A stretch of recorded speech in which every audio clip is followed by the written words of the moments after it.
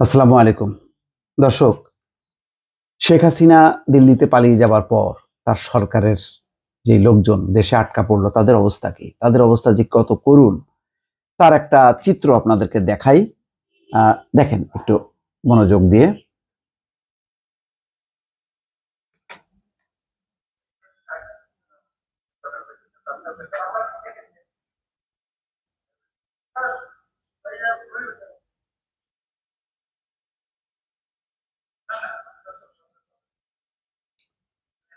দেখেন আতিকুল ইসলাম আসছে তার চেম্বারে যাওয়ার জন্য। তারপরে কি হয় দেখেন, এই যে উনি ঢুকলো, হ্যাঁ, ঢোকার পর এই যে দরজায় ধাক্কাধাক্কি শুরু করলো। তারপর দেখেন তার দৌড়ে পালানোর দৃশ্য দেখেন, ওই যে পিছন দিক দিয়ে দেখেন বেড়ে যাচ্ছে, তাড়াতাড়ি তাড়াতাড়ি বেড়ে যাচ্ছে।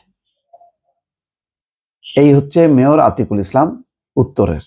দেখলেন তো দর্শক, যারা এখন বাইরে আছে তারা এইভাবে দৌড়ের উপর আছে। ঘটনা আরো আছে। আর যারা মনে করছেন যে ইতিমধ্যে অ্যারেস্ট হয়েছে, যাদেরকে রিমান্ডে নেওয়া হয়েছে, যতটুক তারা প্রকাশ্যে আসছে ওই পুলিশের নিরাপত্তা, সেনাবাহিনীর নিরাপত্তা বেষ্টনীর মধ্যে, সেখানেও কিন্তু তাদেরকে ওই ডিম ছুটছে তাদের গায়ে, তারপরে থুতু দিচ্ছে, গালাগালি করছে। সেটা দেখলেন না, ওই যে সালমান এফ রহমান এবং আনিসুল হকের সেই চিত্র তো দেখছেন, কিছুটা দেখছেন তো। আমি প্রডিউসারকে বলছি, আমার ভিডিও এডিটরকে, এটা আবার একটুখানি দেখানোর জন্য, দেখলে বুঝতে পারবেন। আচ্ছা, বাকিদের অবস্থা কি? বাকিদের অবস্থা হচ্ছে, আজকে দীপুমণি এবং জয়, তাদের দুজনকে আনা হয়েছিল রিমান্ডে, তাদের বিরুদ্ধে মামলা, হত্যা মামলা। তো পরে শুনানি শেষে দীপুমণিকে 4 দিন এবং ওই যে জয়, আরিফ খান জয়, ক্রীড়া মন্ত্রী ছিলেন, ক্রীড়া উপমন্ত্রী ছিলেন সাবেক, তাকে 5 দিনের রিমান্ডে আনা হয়েছে। ওই সময় তারা কি পরিস্থিতির মধ্যে পড়ে তার রিপোর্টটা বাংলা ট্রিবিউনে এসছে। মঙ্গলবার বিকেলে তাদের আদালতে হাজির করার সময় ও শুনানি শেষে নেওয়ার পথে কি ঘটনা ঘটে, কয়েকজন আইনজীবী দীপুমণির গায়ে থাপ্পড় ও কিল ঘুষি দেন। এর আগে রাজধানীর মোহাম্মদপুরে আবু সাইদ নামের এক দোকানিকে হত্যা মামলায় তাদেরকে গ্রেপ্তার করা হয়। তারপরে বেলা 3টা 20 মিনিটে তাদেরকে আদালতে হাজির করা হয়। আচ্ছা, একজন ফাঁসির দাবিতে শুয়ে পড়েন রাস্তায়, পরে তাকে উঠানো হয়, এবং বিএনপির আইনজীবী সহ সাধারণ মানুষ সেখানে ভিড় করে।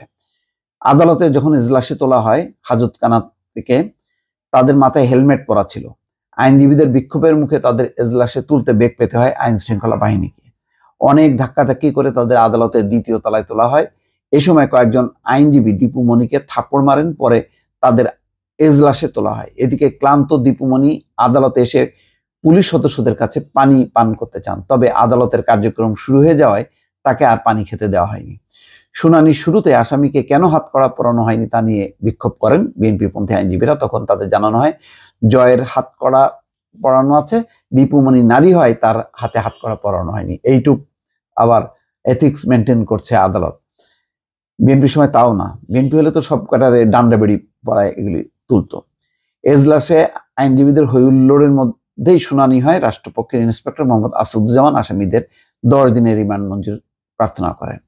আসামিদের পক্ষে আইনজীবীদের রিমান্ড বাতিল চেয়ে জামিন আবেদন করেন।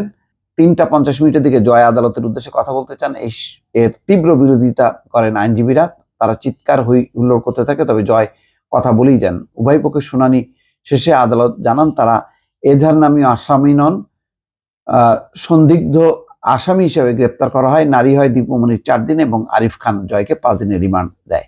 শুনানি শেষে সন্তুষ্ট হয়নি বিএনপিপন্থী আইনজীবীরা, তারা ভুয়া ভুয়া স্লোগান দিতে থাকেন।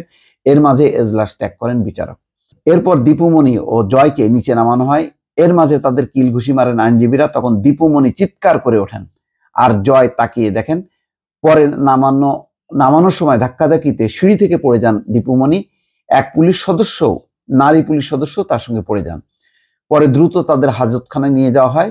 19 আগস্ট রাতে দীপুমণিকে এই ডিএইচএস থেকে গ্রেপ্তার করে। তার মানে বুঝতে পারছেন যে যে প্রকাশ্যে আছে সেও কিন্তু দৌড়ের উপরে আছে, স্বস্তি পাচ্ছে না।